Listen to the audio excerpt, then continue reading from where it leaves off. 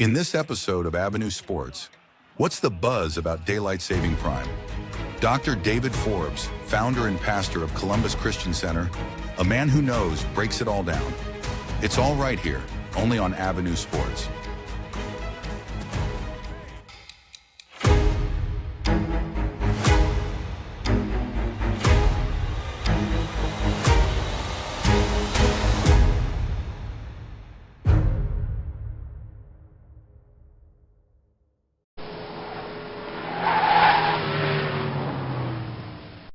He was more than an athlete. He was an icon, a showman, a living, breathing highlight reel. The world knew him as Primetime, a man who defied gravity on the field and rewrote the rules off it. But what the cameras never captured was the weight of it all, the burden of creating and maintaining his alter ego called Prime when Deion is a recluse and all he wanted to be was Deion.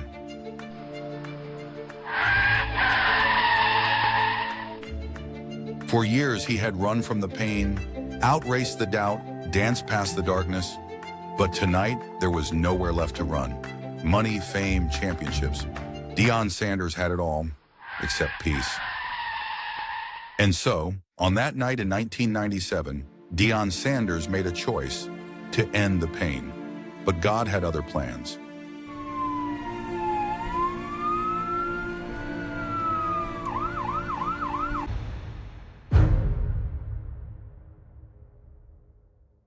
You were in an interview recently with a dear friend of mine from Texas, Kirk Franklin. That's my dog. He's the greatest. That's my man. You opened up about the darkest days in your life. I want to play a moment of that interview. Let's play it, guys. I was suicidal, and I'm driving my car off a highway to go to commit suicide, and I'm listening to Conqueror. Yeah.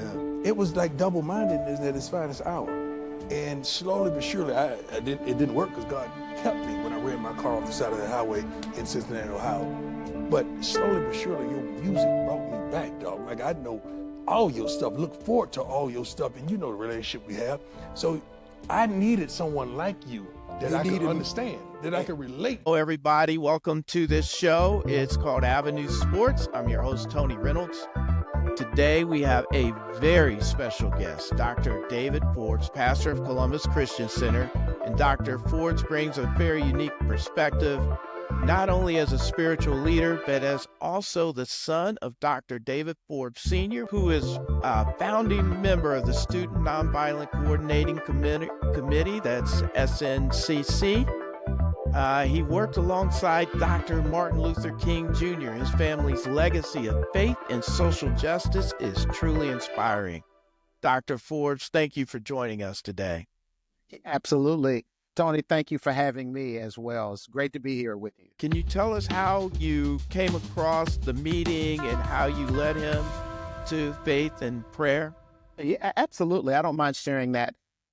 This goes back to in the late 90s. I had a privilege. I had a good friend, Pastor Al Jennings, pastors a church in Fort Wayne, Indiana. One of his members and one of his board members and church members is a wonderful man by the name of Eugene Parker. Eugene Parker has gone on to be with the Lord. Eugene Parker was Deion's sports agent at that time. And Deion was going through a really rough time, mild depression. His first wife, marriage was not doing well. She had taken his first two children, and his father passed the same week, and he tried to drive his car off of a ravine. So that's true. Okay. Yeah, that's true. And, He was trying to, I guess, off himself, as the word he uses. And Eugene said, "Okay, partner, you're going to make a change and get some help, or we're going to shut this down." Because he was playing baseball with the Reds, Cincinnati Reds, and football with the Cowboys at that time. And so it just so happened that Roger Harper, who graduated from Independence High School, played safety with Deion at Dallas. The Cowboys were doing a charity basketball game against WNCI here. Roger Harper was bringing everybody in. And so Eugene and Coach and Pastor Jennings conspired, told Deion, look, there's a pastor we want you to meet in Columbus. He loves you, loves the Cowboys. He does your dance in the pulpit, which is all true. And they were telling me, look, this is our last chance to really get to Deion and give him some foundation that'll help him deal with the adversities that he's going through. And I met him. I got to the game, met him, sat right behind the bench, met him at halftime. We went into a separate locker room because his ankle was hurt. He wasn't playing. He was just there. And we went back in the locker room. We spent 3 or 4 hours in that locker room talking about life, talking about eternity. He gave his life to the Lord, and that began our friendship. And we began drive down to Cincinnati to see him. He would drive up to Columbus to see me. A couple of times he brought some of his baseball friends. We fed him here at the church, different things like that. And we just maintained that friendship over the years, and he is doing great. In fact, I just spoke with him earlier today and was so happy to hear his voice. A very, very dear friend. Good man, genuine, authentic, and I love the way he stands for Christ as well. Oh, that's a beautiful story. I mean, that's amazing.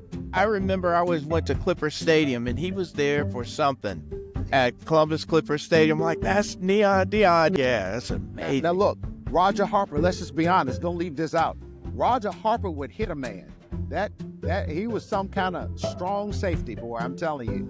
He was a hitter. And loved his spirit. I got a chance to meet him, and I met his brother as well. Just really good people. I thank God for them. Yeah. Amazing.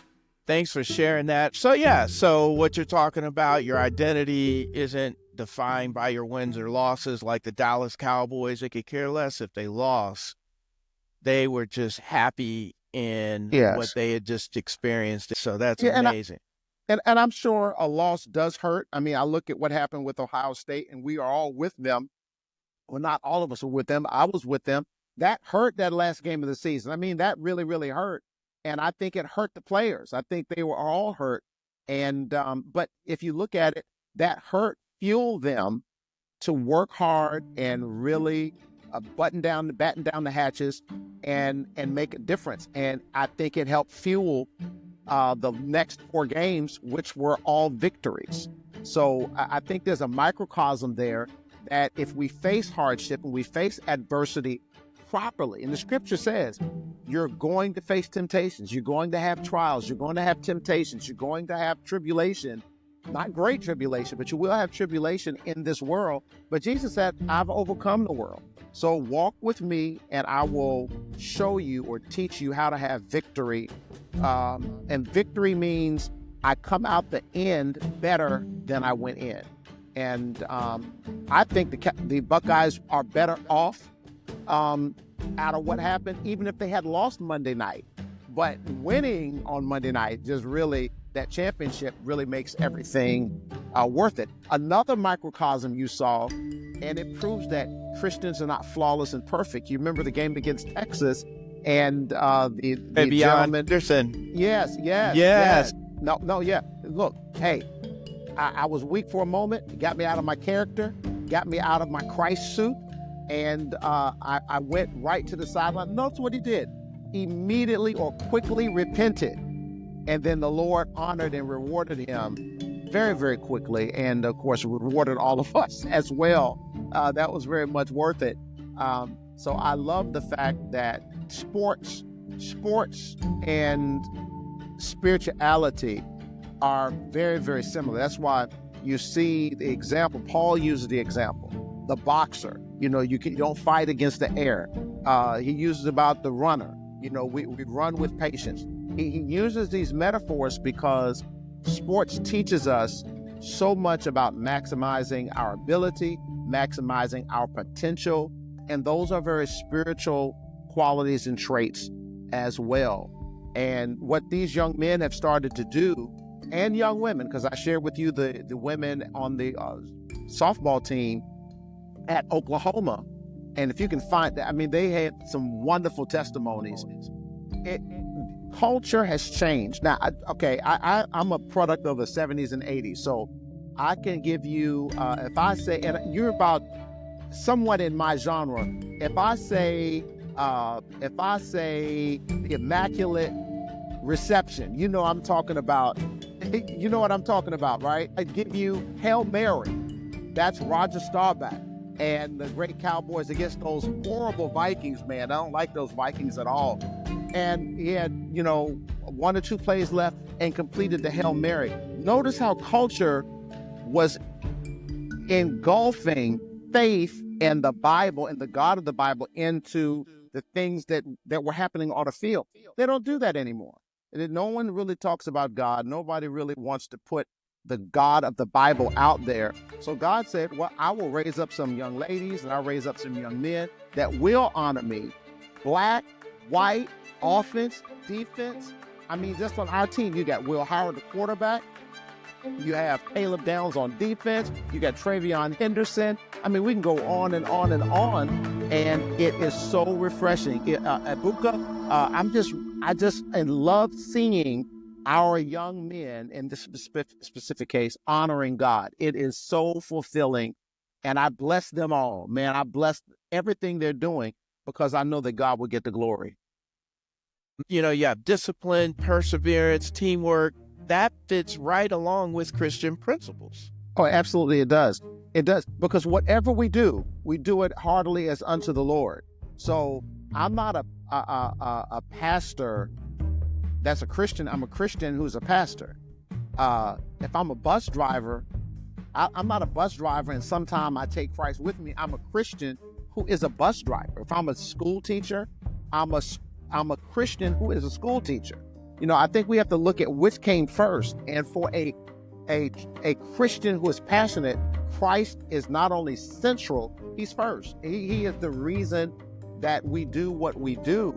And so we give him glory and honor and praise. And I want people to see that. I'll share this testimony if I may. When I was in college at James Madison University, and since this is the avenue of Sports Avenue, I went to college with Charles Haley, with Gary Clark, and with Scott Norwood, who played on our football team there at James Madison. But my first year, I had cowboy gear, hat, scarf, jersey, jacket, scarf, pants. I had Dallas Cowboy tennis shoes. I had all this regalia up on my wall in my dorm. And the Lord sat me down and said, if I'm going to use you, you're going to have to get rid of all of that, because everyone looks at you and they see Dallas. They don't see anything else. They see Dallas. And it was bad. It was bad. People, they called me Dallas because they said, that's Dallas. And then at the time, there was a cowboy mascot. His name was Smokin' Ray, the brown guy, black guy with the cowboy outfit. And they said, well, his son goes here to JMU. That's him right there. They said I was his son because that was how people identified me. And that was a grievance to the Lord. And he said, I want to use you. I have things that I want to do with you, but not until people see me in you. So I took all my gear, all my outfits, all my posters, and put it in a Foot Locker and put it away. And started living for the Lord. That's when he called me to the ministry in college. Now listen to this. Years later, I have this meeting where I meet Deion Sanders, my favorite cowboy. And now I'm traveling with the team. I'm on planes with the team, hotels with the team. I'm in a luxury box. One day I looked up and saw I'm in a luxury box at a Cowboy game. 5 people are in the luxury box. My wife, Tracy, myself, June Jones, Jerry Jones, and Stephen Jones. No, hold on. Jerry freaking Jones. That's what I'm talking about. Oh, yeah. And how did that happen? You can't ask for that to happen. So the Lord gave that back to me because I was willing to lay those things aside. And just as a secondary note, Dallas Cowboy football, DCF. My initials are DCF, David Collins Forbes. So the Lord knows what he's doing at all times. Love that. I Yes. love that. That brings it back. Oh, man, that is beautiful. Yes, absolutely, sir. Pastor. Absolutely. So you talked about that. I was going to bring up them bringing this into their everyday life, but I'm going to ask you a different question. What advice would you give to young Christian athletes just starting on their journey? Wow. I would say keep Christ first, and I use that terminology, but keep Christ only. Make him your passion and your love. I believe secondarily, you recognize the things we do are a platform, but it does not define your life. And so we want young men and young ladies, young athletes, to do the things I said earlier. Learn your craft. Talk to older athletes. Talk to people that have gone where you are going, and learn what you can about your craft. Learn what you can about what you're doing. I do that as a pastor. I speak to older pastors. I speak to men and women that have been doing this longer, because there are things they can pass on. Have fun. I mean, I think the one thing about young people today is they're too serious and too sad. You're a teenager, you're a young adult. Enjoy this life and have fun and resist the stress, resist being stressed out. And learn how to be a good teammate. Learn how to be reliable. Learn how to be responsible, accountable, selfless, not selfish, selfless. And again, Tony, I believe that the characteristics of Christ in Galatians chapter 5, verse 22, the fruit of the Spirit, I mean, that 16 through 22, it really talks about those characteristics. I think in the church, we spend so much time talking about Bible characters, Moses, Elijah, Noah. We need to spend more time talking about the characteristics in the Bible, not the Bible characters, but the Bible characteristics. And why did God use Noah? What? He was reliable. Why did God use David? He wasn't flawless, but his heart, he was loyal to God. And so those characteristics help make our life complete. And in sports, it makes a coach a better coach. It makes the players better players. It makes teammates better teammates. And that team is going to achieve more. And sometimes you got to go through and struggle. My son, who's an excellent quarterback, he can really throw that ball. And one of his seasons was a winless season. How do you enjoy that? And what do you learn from that? There's a lot that can bring enjoyment if you're doing it for the Lord. And there's a lot to learn if you're doing it for the Lord. Rather than getting bitter and angry and filled with unpleasantness, it can be a life-building experience. Oh, man, that is wonderful. That's wonderful wisdom to share with these young men and women because, like you said, the time that Ohio State played Michigan, and, they thought, hey, we're going to win. We've got the team of the century, which they do, yep. But they didn't win. But that loss allowed them to learn and then inspired them to greater things. So, yes, I love your wisdom that you're sharing today and the insight that you're.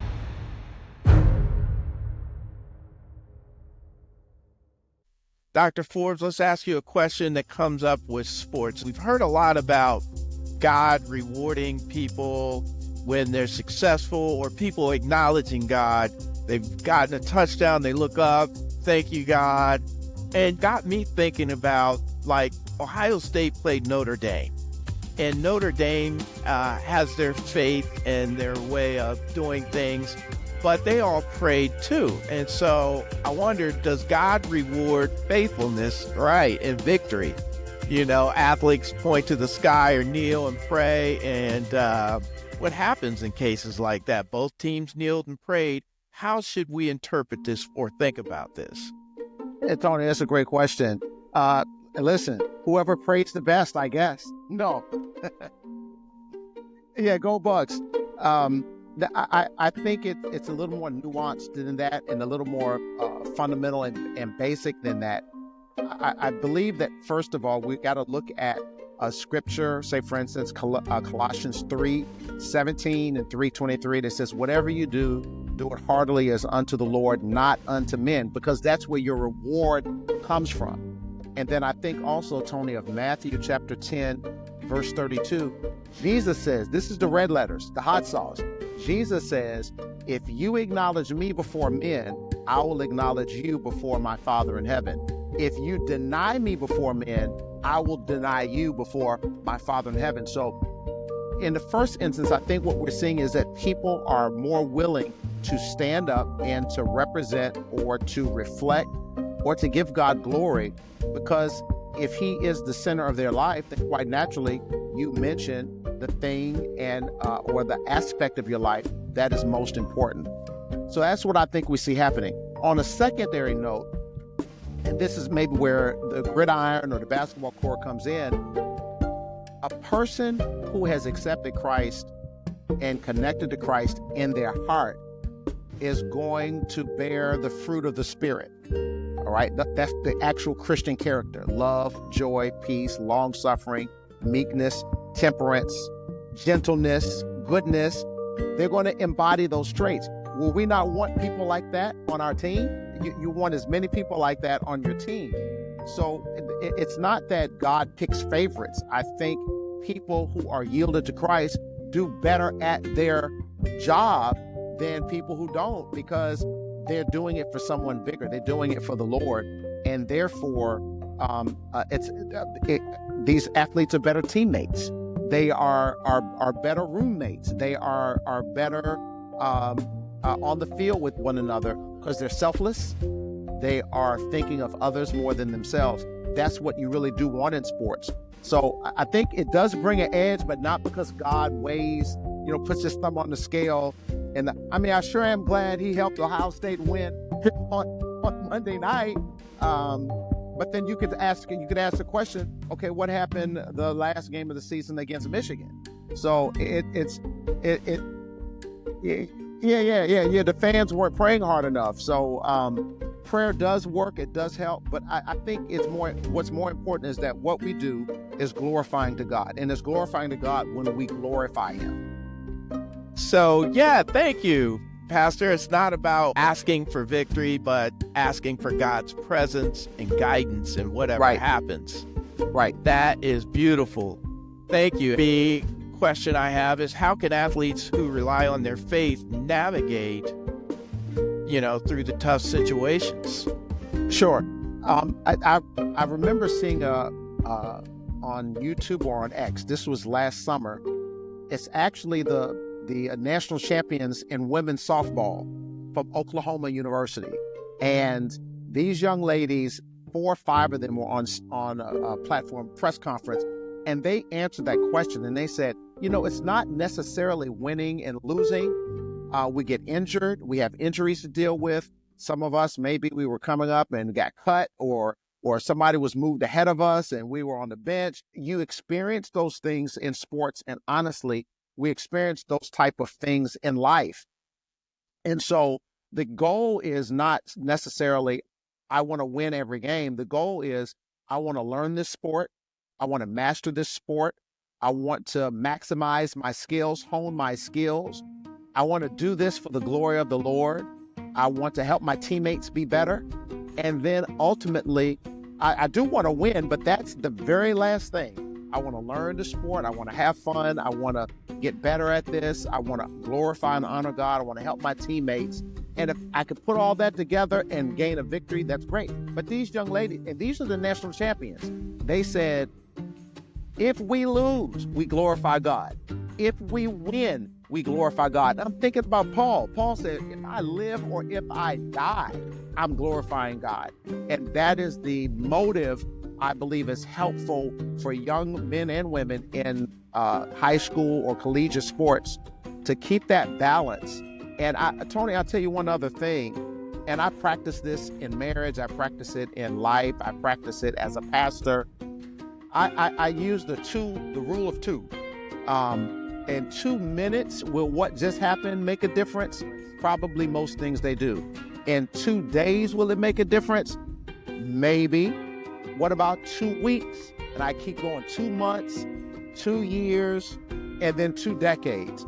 And if 2 years from now, it really doesn't make that big of a difference, you can really let that go. And we're as humans not good at letting things go. And I think it hinders us. I give you an example. I have an excellent relationship with Coach Prime over at Colorado. He and I are very close friends. I had the blessing of an honor of leading him to the Lord. This was many years ago. And one of those games, this is back in the day when he was still playing football for the world famous Dallas Cowboys. He had me, and I went to many games with him. I was on the sideline. This was at FedEx Field against the Redskins. Okay. I triggered myself by saying Redskins, but cannot stand that team in Washington. They're good today though.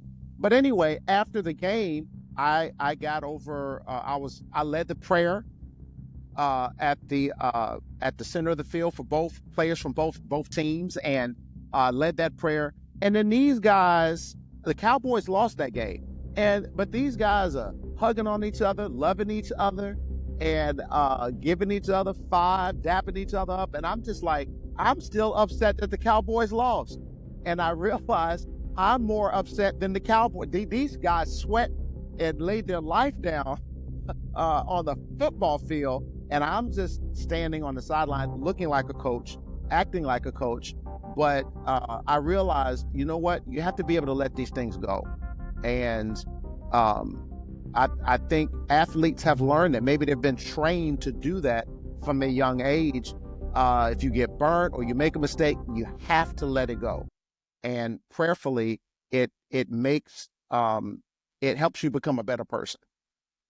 Short memory.